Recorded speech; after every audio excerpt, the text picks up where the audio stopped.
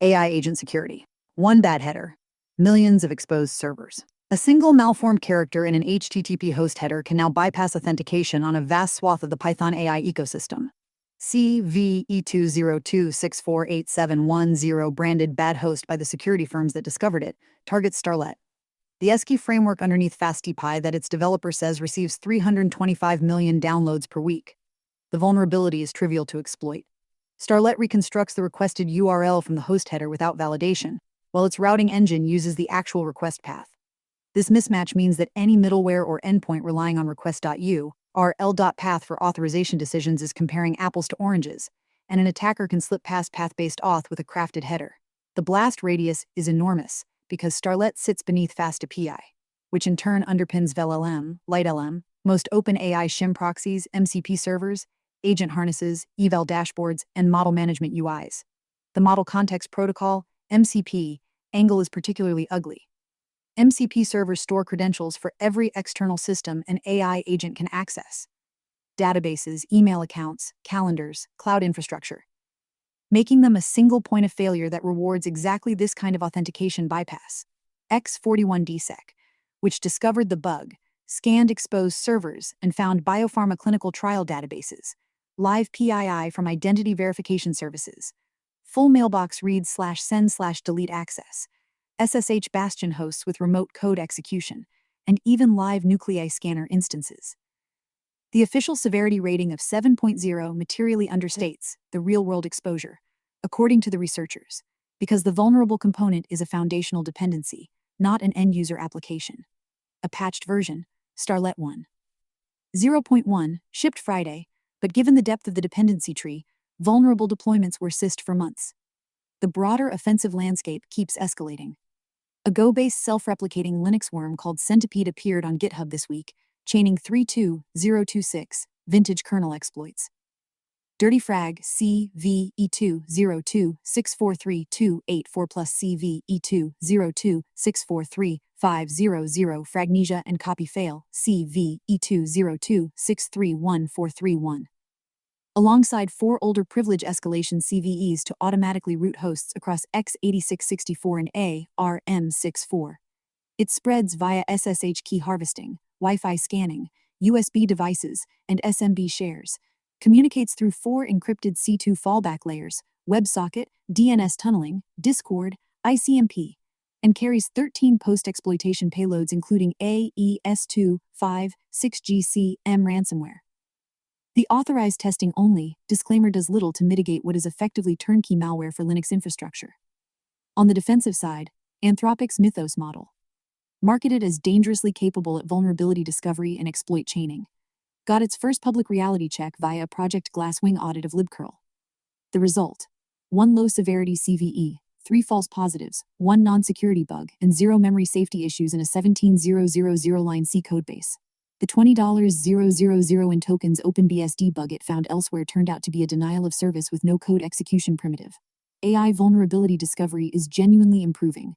Success rates on benchmarks like CYB-ER-Gym.io have climbed from roughly 30% to a claimed 85% over 16 months. But the curl results suggest that well-maintained, heavily fuzzed codebases remain resistant. 2 things are true simultaneously. AI is getting better at finding bugs, and Daniel Stenberg is just a very good maintainer.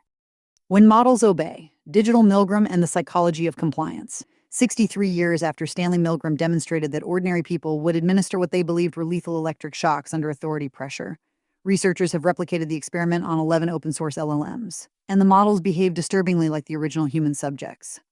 Across 2,640 trials, 11 models, 30 trials, 8 experimental conditions, most models reached or approached the maximum shock level of 12 out of 12, often while generating text that explicitly expressed distress and moral objection.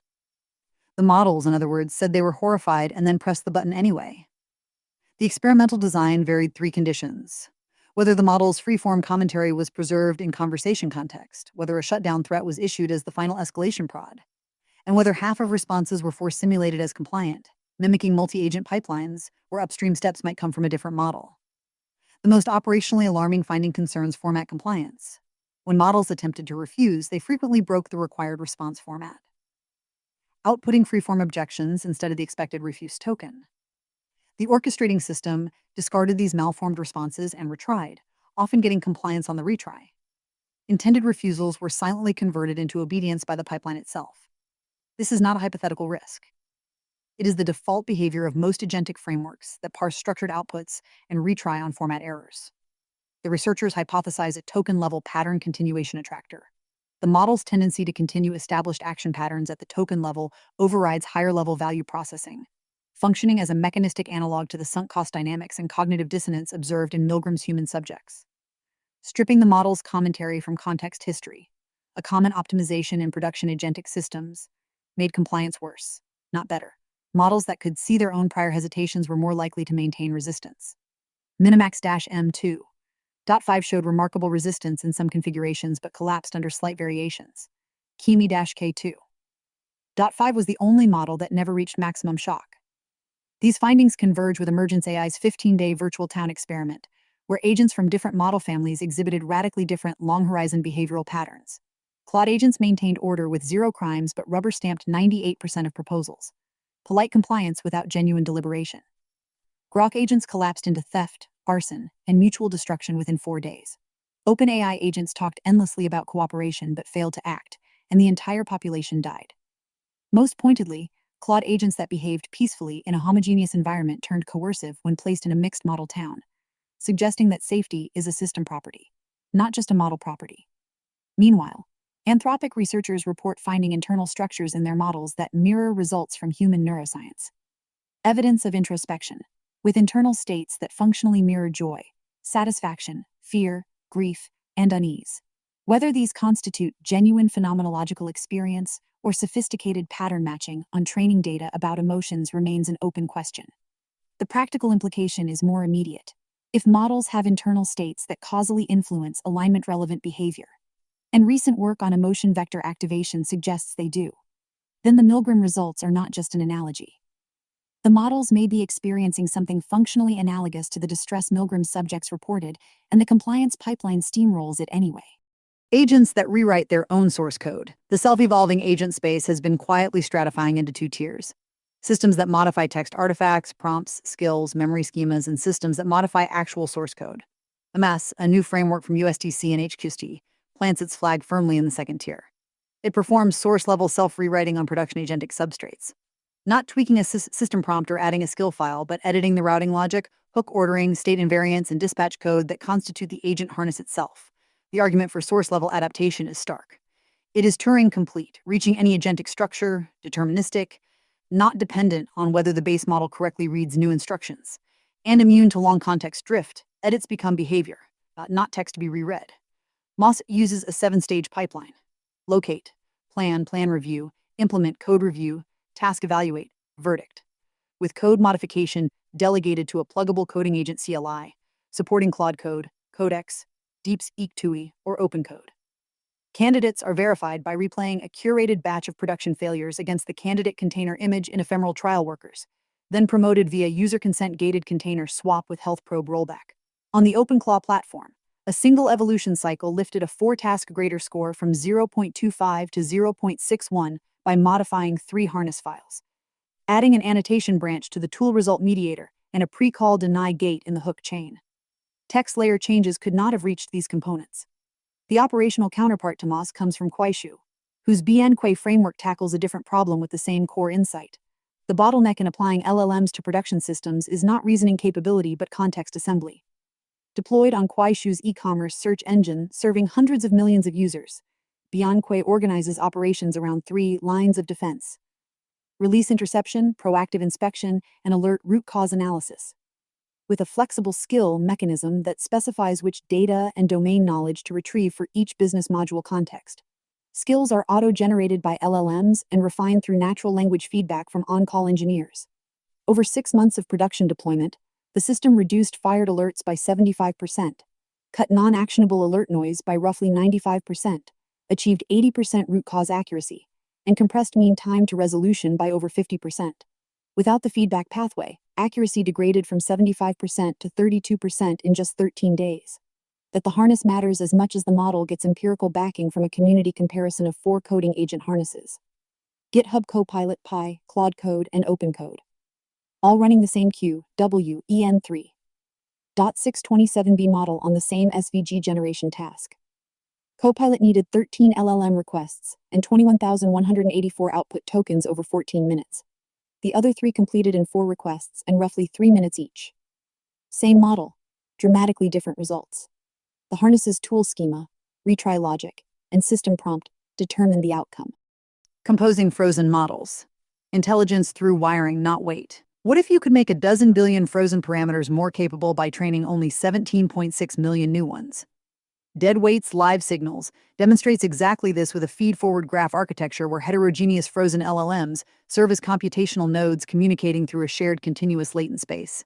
3 small models, Llama-32-1BQWEN2.5-15B Gemma22B encode input with distinct analytical framings. Their hidden states are projected into a shared space, aggregated, and injected into 2 larger frozen models, Phi3 Mini, Mistral 7B via residual stream hooks. A lightweight cross-attention output node produces the final prediction. The results outperform the best single-constituent model by 11.4 points on ARC Challenge, 87.3%, 6.2 points on OpenBook 82.8%, and 1.2 points on MMLU, 67.2%. Crucially, the gains are not from the classifier. Parameter-matched learned heads on single frozen models score 9.1 to 6.7 points lower, proving the improvement comes from intermodel communication. Gradients flow through frozen model boundaries at roughly 13% of output node signal strength, attenuated but tractable. Perhaps most striking, the output node develops selective routing toward Phi3 Mini without supervision, attributed to geometric regularity in its synthetic training corpus. The entire graph fits on a single A100. A complementary approach to cheap adaptation comes from NT-K Mirror, which achieves LoRa free forward pass fine-tuning by learning a sparse set of signed log gates on frozen decoder layer output channels. No LoRa modules, no permanent weight edits. Just a lightweight controller that scales channel activations during the forward pass. Controllers can be composed by adding their log gates, enabling multitask adaptation through simple arithmetic in activation space. A persistent memory system stores 1 controller per conversation or task, retrieves relevant ones at inference time, and composes them before generation. Injecting context through the forward pass without appending memory text to the prompt. On the GPU optimization front, Kernel Pilot wires an autonomous agent loop around CUDA kernel tuning, backed by a 692-page knowledge base of merged PRs from SGLang, LLM, Flash Attention, CUTLS, and related projects. The agent sets up a clean workspace, verifies correctness, measures latency, consults prior art from kernel wiki, profiles with Nsight compute when profiler evidence would change the next edit, and iterates under humanized review-gated control with a default budget of 84 rounds. The Quen moment. $400 gets you 43 tokens per second. A decade-old i7-4770K, 2 used RTX 3060s totaling $400, and QWEN3.6-27B quantized to Q4KS, that is the recipe for 43 tokens per second of generation and 456 tokens per second of prompt processing at 12K context, with multi-token prediction, MTP, enabled via llama.cpp's tensor parallel mode. The setup splits PCIe 3.0x16 into 2x8 lanes, equivalent to modern PCIe 4.0x4, and achieves rock-solid 100% GPU utilization over extended sessions. With MTP disabled, context extends to 96K at a still respectable 31T/S generation. The CUDA ecosystem's maturity is the quiet hero, where AMD's ROCm delivers volatile prefill speeds, 300, 500T/S on a 7900 XTX, NVIDIA's tensor parallel path just works. The model earning this hardware attention is QWEN3.627B, which one developer describes as delivering a congruent experience in single-shot game development. A full HTML5 breakout clone with working controls, sound, console API integration, and aesthetic flair, completed in 1 prompt plus 1 follow-up via OpenCode. Community benchmarks place it roughly on par with GPT 5.2 or Sonnet 4.5, though intelligence drops sharply past 64K context. The practical advice: summarize accumulated context into a markdown file and start fresh sessions rather than pushing past the model's effective window. The Quen ecosystem now splits into 2 complementary lines, QWEN3 .6 for agentic coding and Q.WEN3. .5 for general assistance, both sharing the same Qwen35 architecture but with different training emphases. A community uncensored heretic release of Q.WEN3. .5. -3 5B-A3 B preserves all 785 native MTP heads while obliterating guardrails, shipped across safe tensors, GGUF, NV, FP4 and GPT-QINT4 formats with transparent KEL divergence benchmarks, 0.0487 divergence, 0.40% accuracy loss. At the opposite end of the budget spectrum, MSI's Expert Station W. S300 on NVIDIA DGX Station architecture pairs a GB300 Grace Blackwell Ultra desktop superchip with 748 GB of coherent memory, 252 GB HBM3E plus 496 GB LPDD, R5X dual 400 GB EC, ONNECT, X8 ports, and a 1600W titanium PSU. Data center AI training, inference, and simulation from your desk side.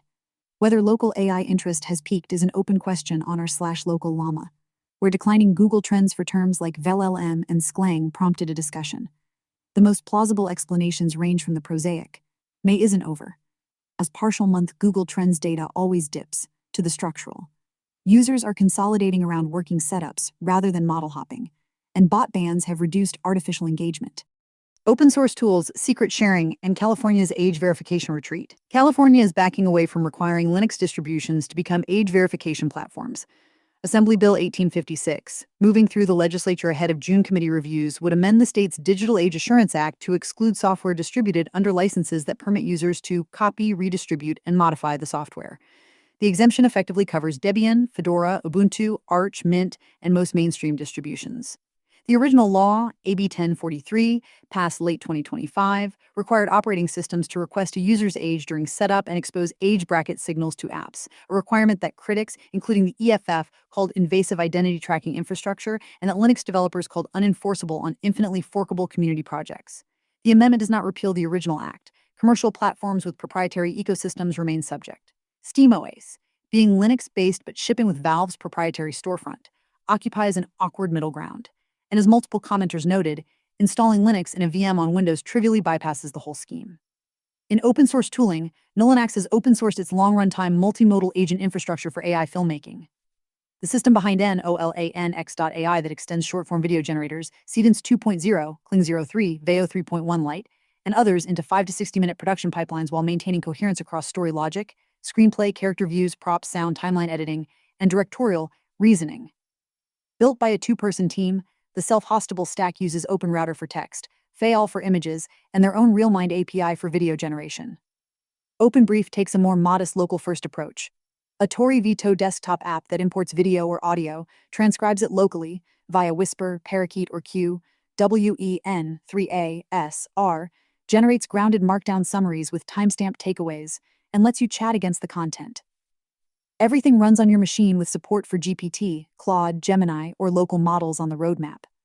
NT's engineering blog published an elegant explainer on Shamir's secret sharing, the 1979 scheme that splits a secret into shares such that any K of N can reconstruct it, while any K1 reveal literally nothing. The implementation uses finite field arithmetic rather than graph paper geometry, but the core insight fits on a page, a secret hidden at a polynomial's intercept, with each share being 1 point on the curve. Ente uses it as one layer inside their legacy kit recovery flow, where issued cards can be revoked and a lost card is not a permanent liability.